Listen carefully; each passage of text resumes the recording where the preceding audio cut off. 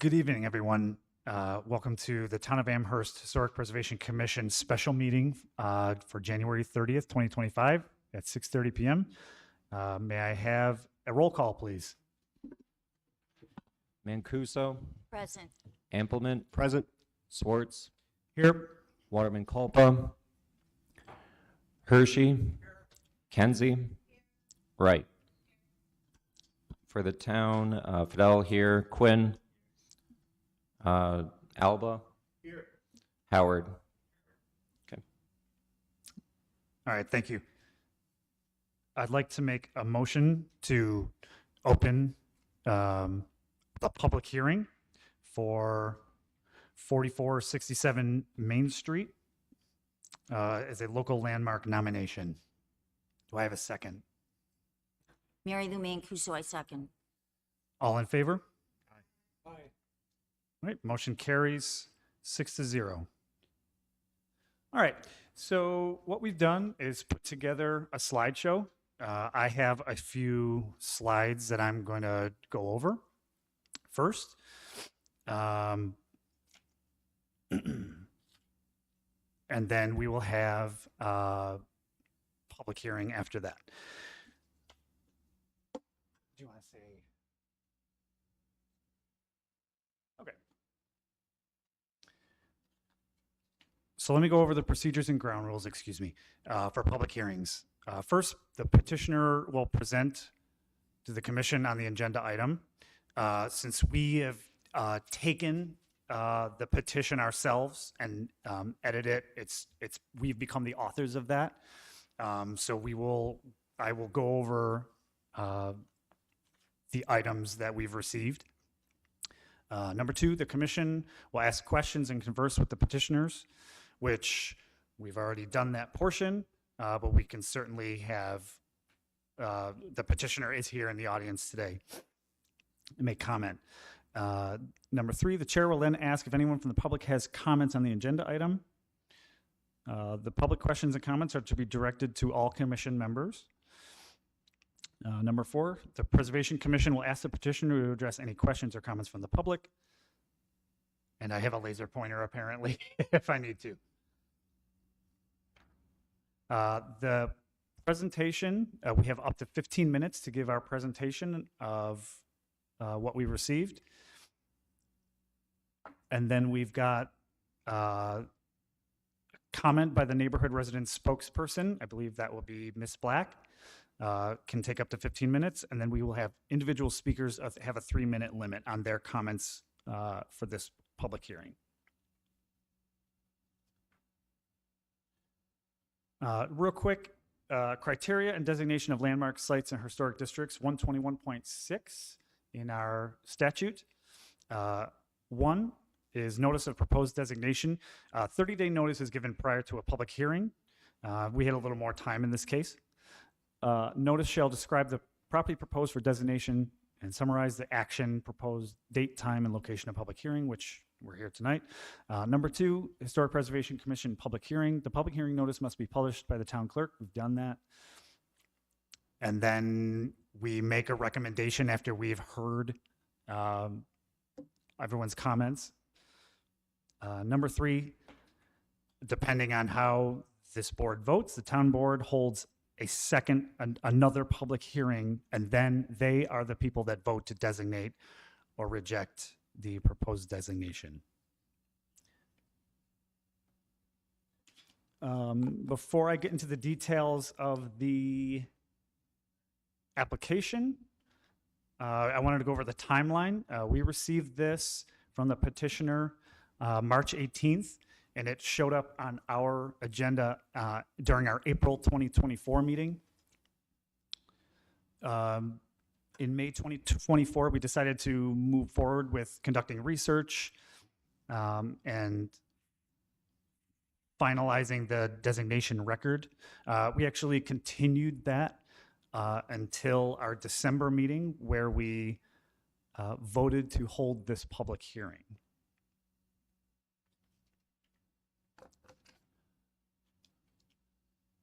So I'll go through the packet and maybe James can, is everything on the slideshow in the packet or not quite everything? Okay.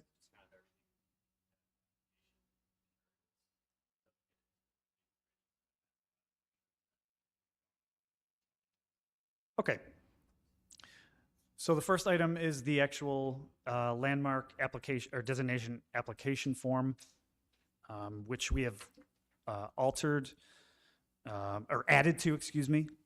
We've added to in the following slides. We have maps and overlays that we've researched, both locally, the Buffalo and Erie County Historical Society, University of Buffalo.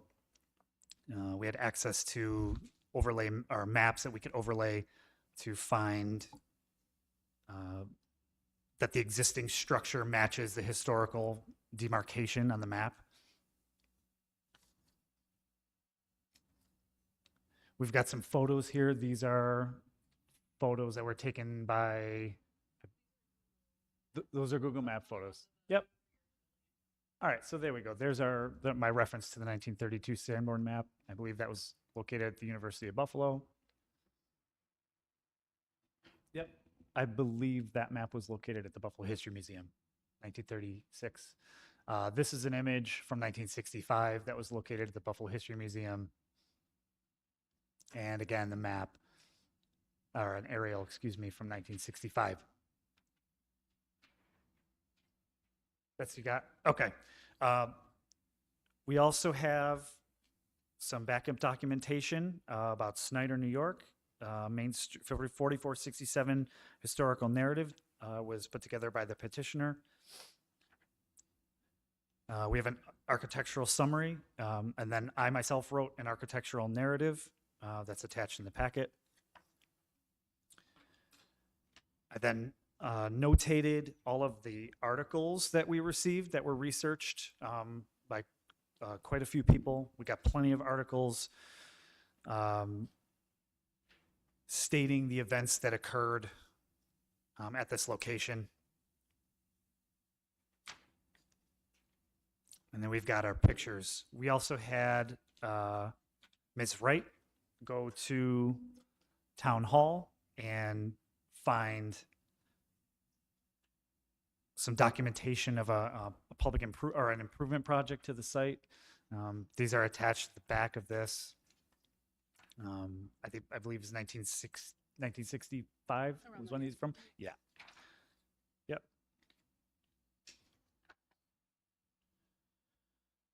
So that's all I've got in my packet. Does any other board member want to add anything from their research, from their findings? I just want to make sure that it was mentioned that the Alden Bank is very similar to this bank that is on the corner of Main and Harlem, and those construction documents were found, and it corroborates the detailing that was installed in this building when it was erected. Okay. I don't have anything else to add. We do have a slot for the petitioner to come up and add anything if they'd like. Don't have to?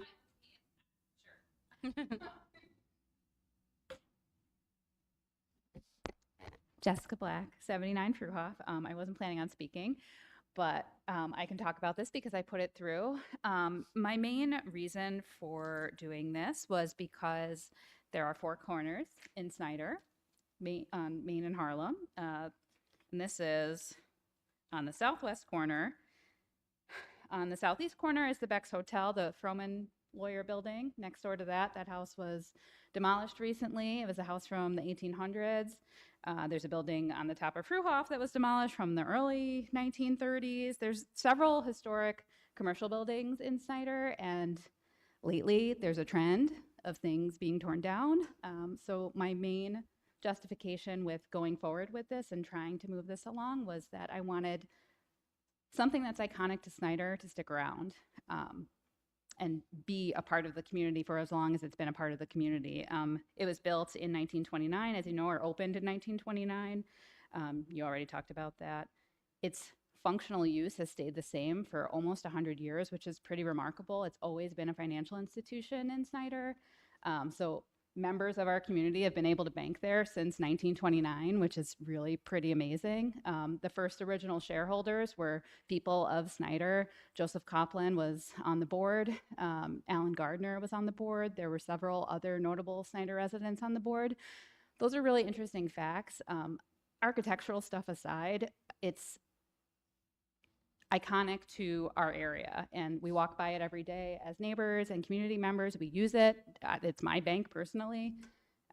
So I don't really have much more to add other than that. I mean, you guys can all read the petition and my reasoning, but is there any, I don't have like, Nope. do I have to ask questions or answer questions? Nope, you're all set. No, I Okay. appreciate it. Thank you. Clarification, through our research, it was actually found that this has been a banking corner, a financial institution corner for much longer than this building.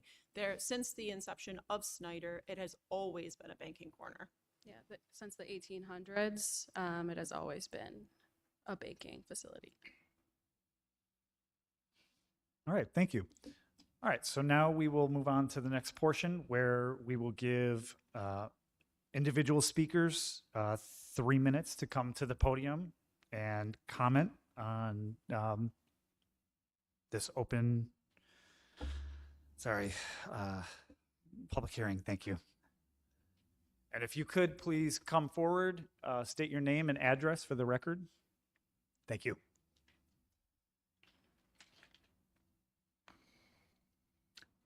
Hi, my name's Andrew Latimer. I live at 3105 Brookview Boulevard in Parma, Ohio. I'm here tonight on behalf of KeyBank. I'm a senior vice president in their real estate department.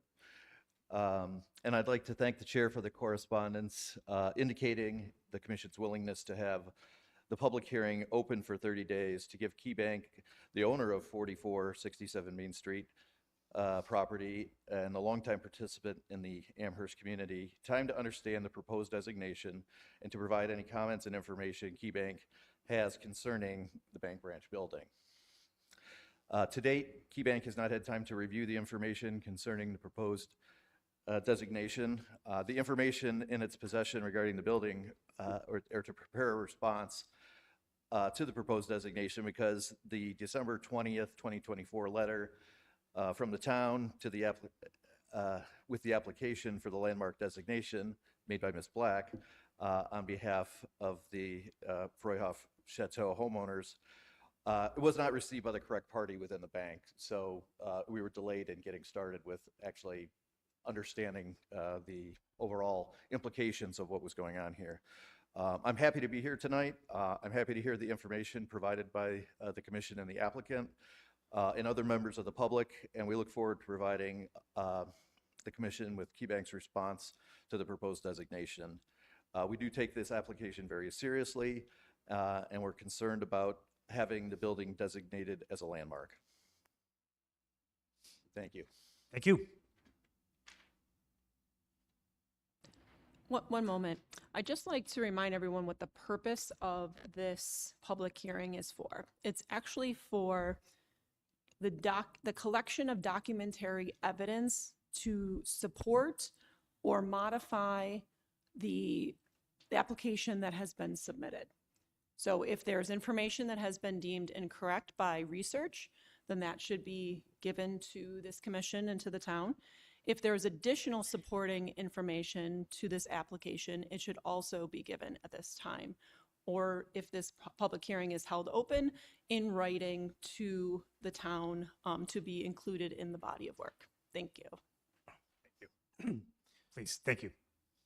Good evening. Chris Drangowski, 410 Mill Street. Just recently moved there.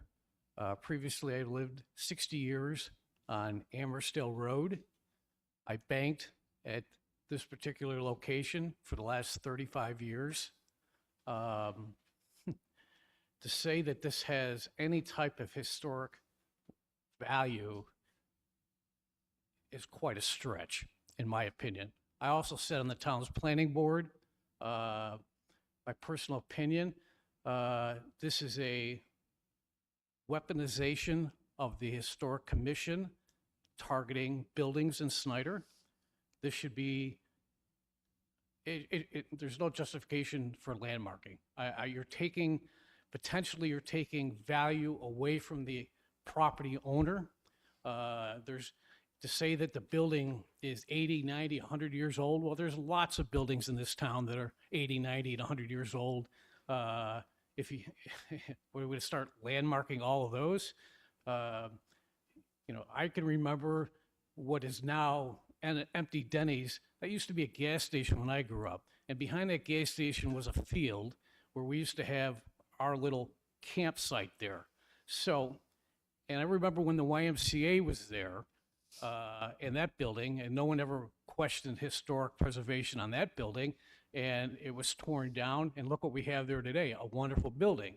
Matter of fact, what really is the justification or the reason for this is because, and I agree with them, we're upset with what happened at the Squire building. It should have never happened. It should have never been zoned and allowed to go the way it did. I was the first speaker at a Zoom meeting expressing my concerns of what was going on there. It was one of the first jobs I ever had was at the Squire building, at the Squire shop. So, to sit here and retaliate against these buildings, matter of fact, the one you're going to be looking at a building, another building, which I almost bought 10 years ago. But getting back to what we're here on this bank, I could see this bank or this building being taken down in a wonderful condominium or apartment complex on that corner, just like the one that's on the other side of the Damon University facility. That was originally an apartment complex, which was converted to condominiums, which would increase the tax base in this town. And that's something we have to always be concerned about, is increasing the tax base in this town so that the residents don't get burdened with additional tax increases.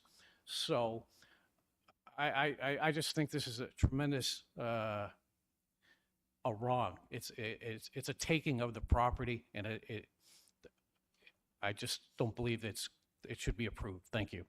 Okay, thank you. Do we have any other parties?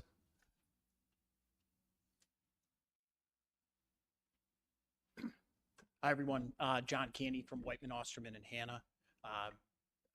Our office is at 99 Washington Street in Albany, New York. Here on behalf of KeyBank.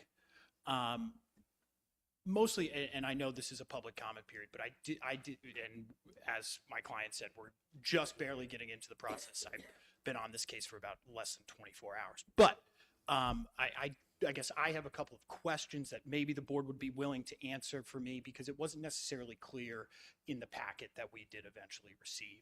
So my understanding, reading through your statute, there's a petitioner, and then there's the commission who acts, and then if this board deems it appropriate, then the town board acts.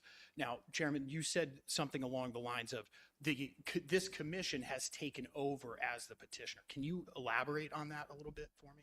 Yeah, so we collect Nominations. nominations. There we go. We receive them. Anyone can submit a nomination, and then we take over the research to deem if it's something we feel we should move forward with.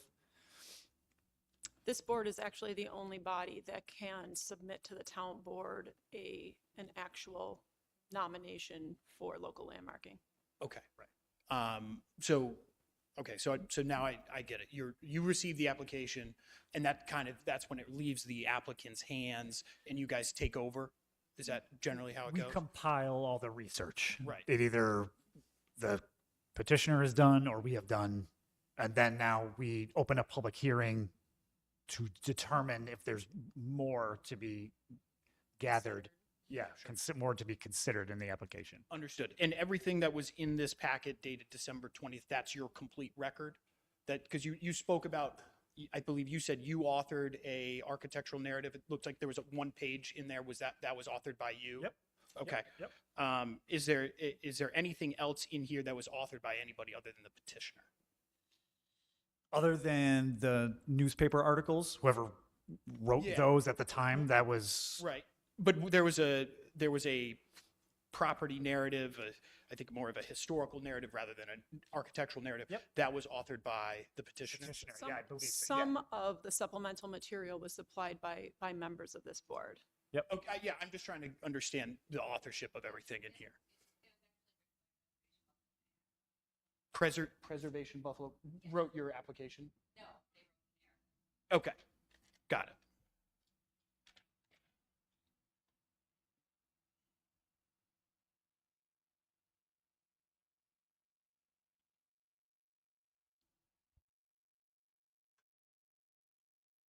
Okay. Thank you for clarifying. So I just, as you can tell, we're a little behind the 8 ball here, and we would really appreciate if this board would leave the public hearing open. Give us time to review everything, digest and understand everything, and then also the opportunity to supplement your record. As this, as my client stated, this could have significant impacts on their ownership of this property going forward. So, And again, you can submit in writing between now and the next public session of the public hearing. absolutely, absolutely. Thank you all very much for your time tonight. Thank you.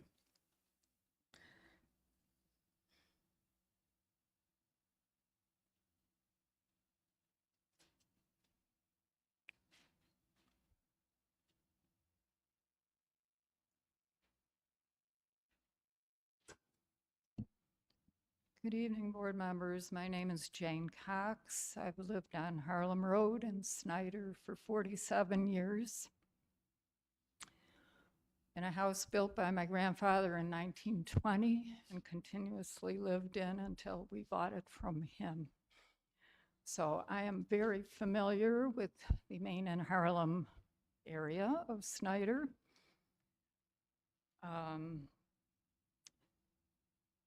And my comments would be as followed. The intersection of Main and Harlem is the heart of Snyder, as the center of our commercial area. The southwest corner, where this bank building is located, has been the location of a bank since 1929 at least, when the Bank of Snyder was formed and opened. And it was during a period of significant growth in the town, and especially in Snyder, where streets were being developed, houses were being built, especially between the 1920s and 1930s.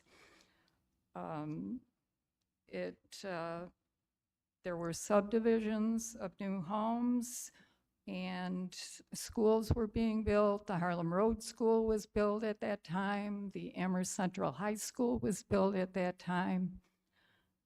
Christ the King was built at that time. And I'm sure there's many more buildings. I've read all the literature. I've been to the meetings. I believe the bank is historically significant. It does meet at least 2 criteria. As an example of the 20th century Georgian revival architecture, and it has maintained its same function, as pointed out earlier, as a bank for this whole period of time.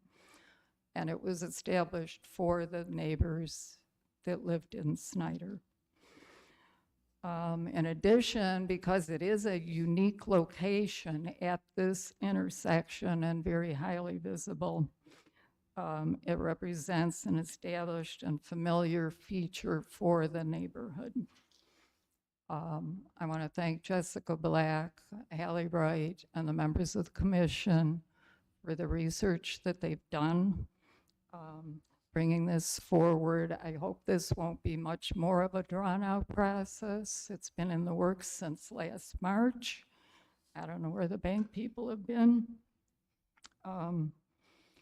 And hopefully we can get this established as a landmark for our community, for our commercial section of our little section of town.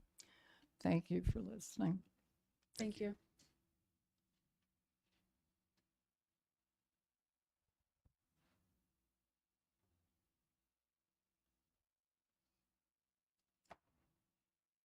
Hi, Sam Smith, 60 Fruhoff Avenue. Kind of piggybacking off of what everyone else said and trying not to repeat, you guys had two criteria that it fell under. I would potentially argue even a third one regarding it's important to the local history of Snyder because of you have, as Jane said, the growth and development of Snyder. You had the rail system, which I don't know if it's actually in the application, but you did have the trolley and the rail system going through. It has served its purpose. You guys actually said since the 1800s. In 2011, the Historic Preservation Commission had their reconnaissance evaluation, and it was actually blue rated. It's just, in my opinion, it's just where you guys are catching up to landmarking the things that have been deemed historic. I don't know if SHPO has actually gotten involved at this point to recognize its significance, but it does have a very similar feel to the rest of Snyder, similar to the high school, the library, where everything's set back. It has a very similar feel and appearance. I think everyone else has mentioned everything else I was thinking of, so thank you. Thank you. Thank you.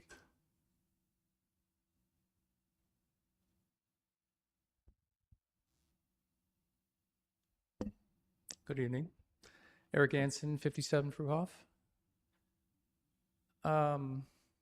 Following what Sam said, I don't have anything new to add, but I consider myself a pretty good neighbor and unfortunately an increasingly concerned citizen of Amherst. And I just want to throw my support for landmark designation for all the reasons submitted in the petition. And I agree with what the speakers have spoken here today. All right, thank you.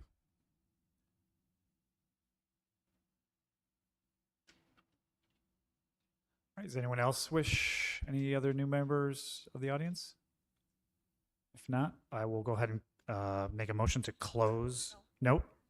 The comment section, close the public comment. No. No. Adjourn the public hearing. Sorry.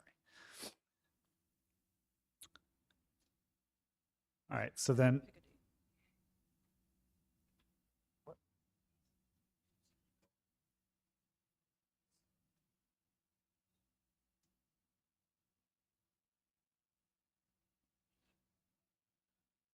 Okay.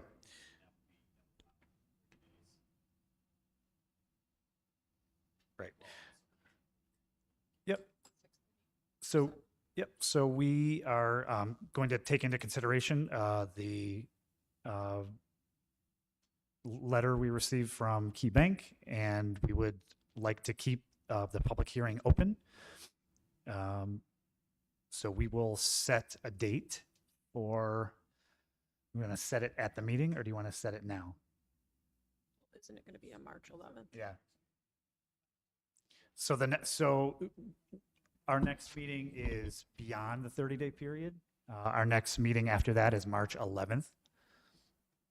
Adjourn the public hearing until March 11th at 6:30. Yeah, you just keep it open. You can close it at that time. So yeah, so by adjourning, we will keep the public hearing open until our next meeting, and we'll make a motion, I believe, at our next meeting to have a special meeting for the March 11th, before our March 11th regular meeting. No, you're making that motion right now. Okay. So I will make a motion to schedule a meeting on March 11th at 6:30 p.m. Public hearing. Another public hearing for the purpose of collection of additional documentation or criteria for 4467 Main Street. Thank you. I'll second. Second by Ms. Waterman Culpa. Can we have a roll call? Mancuso, Agree, yes. Ampleman, Yes. Swartz, Yes. Waterman Culpa, Yes. Hershey, Kenzie, Wright. Yes. All right. Motion carries 7-0. And then I will make a motion to adjourn our special meeting. I'll second. Second by Ms. Waterman Culpa. All in favor? Aye. Aye. All right, thank you.